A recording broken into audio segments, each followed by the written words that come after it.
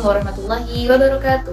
Hai guys, I'm Eva Lydia Puspitasari from Prodi Pendidikan IPA dengan NIM 230306541668. In this video, I will present a PPT about bleach materials.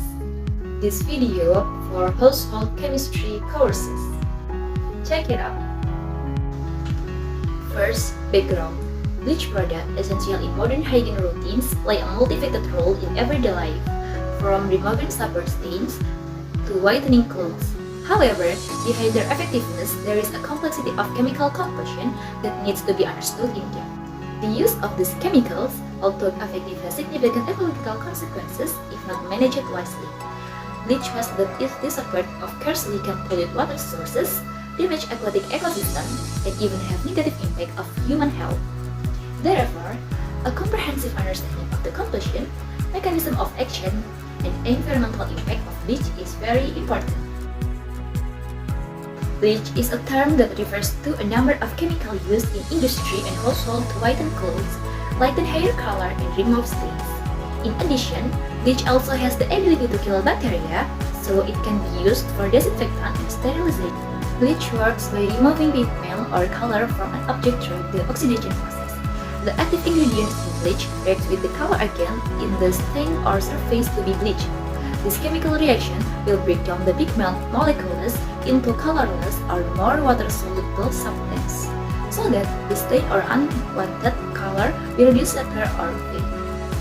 Based on its form, there are two types of bleach that can be found, namely solid and liquid. Solid bleach is usually in powder or granular form, and it's often used to whiten clothes or clean stains on hard surface. Pemutih padat cenderung lebih stabil dan tahan lama dibandingkan pemutih cair. Kekurangannya, seperti lebih sulit larut dalam udara dan membutuhkan waktu lebih lama untuk bereaksi dibandingkan pemutih cair.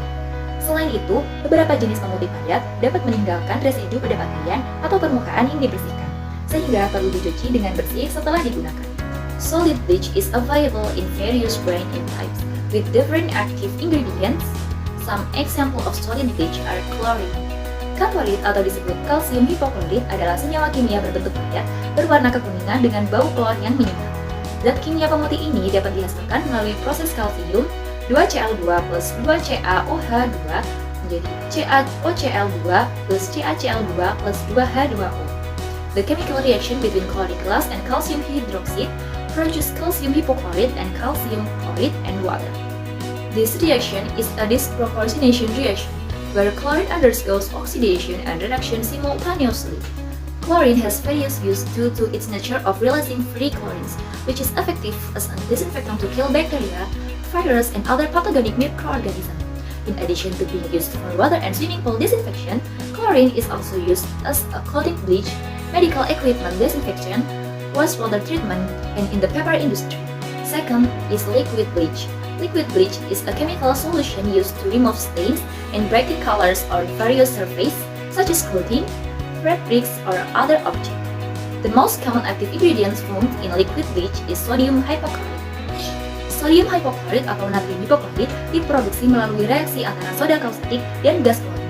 Persamaan reaksi yang terjadi adalah Cl2 plus 2NaOH menjadi NaCl plus NaOCl plus H2O. In this reaction, chlorine undergoes both reduction and oxidation, a process known as disproportionation.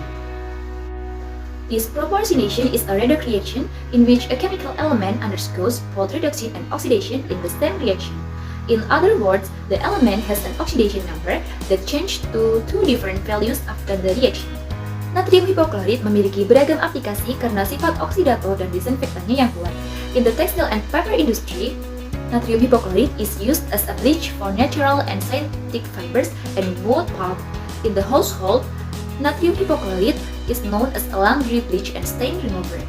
As a disinfectant, natrium hipoklorit is effective in drinking water and swimming pool treatment, surface sanitation in various places, and wastewater treatment. Next is case study. Buninagara Village, Kutawaringin District has local potential in the jeans industry. One of the processes of making jeans is washing. Washing activities require a mixture of various chemicals, including sodium hypochlorite, detergents, and softeners that can pollute the environment in used improperly. Dampak dari industri washing jeans ini menimbulkan keresahan warga di Kecamatan Kutawaringin yang mengeluhkan tercemarnya aliran Sungai Ciwidey akibat limbah dari industri washing jeans yang berkembang di daerah mereka sejak tahun 2000-an yang lalu. Based on the process of its activities, the jeans washing industry is divided into several types, namely the washing process, the bleaching process, including the stone wash process and the stone bleaching process, the rinsing process, the wringing process, and the drying process. Pada proses stone bleaching digunakan sodium hipoklorit atau natrium hipoklorit yang memiliki sifat korosif. Ketersediaannya yang mudah dan produk reaksinya membuat natrium hipoklorit memiliki resiko yang signifikan, terutama jika kita mencampur dengan pemutih. Larutan natrium hipoklorit sebagai cairan pemutih dapat melepaskan gas klorin yang beracun ketika dipanaskan di atas suhu 35 derajat atau jika dicampurkan dengan asam seperti asam klorida atau cuka. Produk gas ini dapat menyebabkan cedera paru akut. As a result of liquid loss pollution, river ecosystems such as fish and others are now extinct. Even river water that was previously used for various community needs can no longer be used. Next, effort to reduce the impact of environmental pollution. First is proper waste management. The construction of an effective and standardized wastewater treatment plant is very important to treat liquid waste before it is discharged into the environment.